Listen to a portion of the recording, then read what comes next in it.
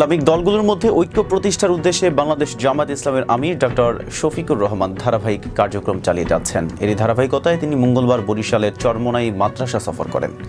সকাল 11টায় চরমোনাই পীর সৈয়দ মোহাম্মদ রেজাউল করিম এবং শায়েখে চরমোনাই মুফতি ফয়জুল করিমের সঙ্গে এক বৈঠকে মিলিত হন তিনি। চরমোনাই মাদ্রাসা যা দেশের শীর্ষস্থানীয় কওমি শিক্ষা প্রতিষ্ঠানগুলোর মধ্যে অন্যতম।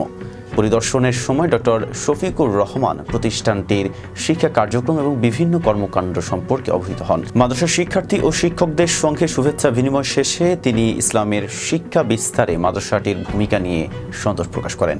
পরিদর্শন শেষে জামায়াতের আমির বলেন, চরমোনাই মাদ্রাসা শুধু একটি শিক্ষা প্রতিষ্ঠান নয়, এটি ইসলামের সঠিক শিক্ষা ও দাওয়াতি কাজের একটি আলোকবর্তিকা।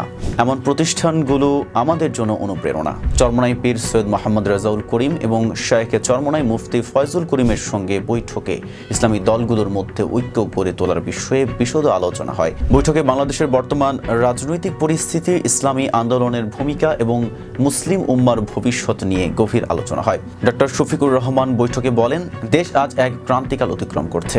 ইসলাম বিরোধী শক্তি আমাদের সমাজ, সংস্কৃতি ও রাজনীতিকে নষ্ট করার চেষ্টা করছে। এই সময়ে আমাদের ঐক্যবদ্ধ হওয়া ছাড়া আর কোনো পথ নেই। চরমোনাইয়ের মতো প্রজ্ঞাবান নেতৃত্ব আমাদের এই ঐক্যের ভিত্তি মজবুত করতে সহায়তা করবে। বৈঠক শেষে ডক্টর শফিকুর রহমান চরমোনাই মাদ্রাসার মসজিদে জোহরের নামাজ আদায় করেন। নামাজ শেষে তিনি পীর সাহেব এবং অন্যান্য ওলামায়ে কেরামের সঙ্গে মধ্যাহ্নভোজে অংশ নেন। চরমোনাই সফর শেষে জামায়াত আমির বরিশাল মহানগরীর কর্মী সম্মেলনে প্রধান অতিথি হিসেবে যোগ দেন। সম্মেলনে বক্তৃতাকালে তিনি বলেন, গণহত্যাকারী খুনি হাসিনার পতনের পর দেশে যে শূন্যতা সৃষ্টি হয়েছে তা পূরণ করতে ইসলামী দলগুলোর ঐক্য অপরিহার্য।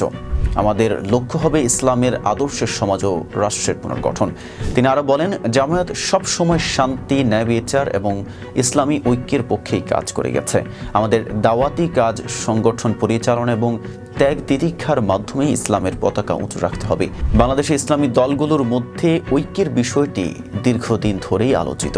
রাজনৈতিক সংকট এবং ইসলাম বিরোধী ষড়যন্ত্র মোকাবেলায় ইসলামী নেতৃত্বের ঐক্য আরও বেশি প্রাসঙ্গিক হয়ে উঠেছে। চরমোনাই সফরের মাধ্যমে জামায়াতের আমিরের এই উদ্যোগ ইসলামী দলগুলোর ঐক্য প্রতিষ্ঠার ক্ষেত্রে নতুন দিগন্ত উন্মোচন করেছে বলে মনে করেছেন রাজনৈতিক বিশ্লেষকরা। চরমোনাই পীর বৈঠকের শেষ বক্তব্যে বলেন, ইসলামের স্বার্থে আমাদের সকল ভেদাভেদ ভুলে একত্রিত হতে হবে। একমাত্র ইসলামই আমাদের জাতিকে সঠিক নির্দেশনা দিতে পারে। এই ঐক্যের পথ চলা অব্যাহত থাকবে। জামায়াত আমির এবং চরমোনাই পীরের বৈঠক থেকে ভবিষ্যতে ইসলামী দলগুলোর আরও ঘনিষ্ঠ সহযোগিতার প্রত্যাশা করা হচ্ছে। উভয় পক্ষই একমত পোষণ করেছেন যে দেশের শান্তি ও স্থিতিশীলতার জন্য ইসলামী নেতৃত্বের ঐক্য অপরিহার্য। ডক্টর শফিকুর রহমানের এই সফর দেশের ইসলামী আন্দোলনে নতুন উদ্দীপনা যোগাবে বলে আশা করছেন দলের নেতাকর্মী ও সমর্থকরা। রাকিবুল ইসলাম রইসের প্রতিবেদনে এতক্ষণ সাথে ছিলাম মেহেদি হাসান।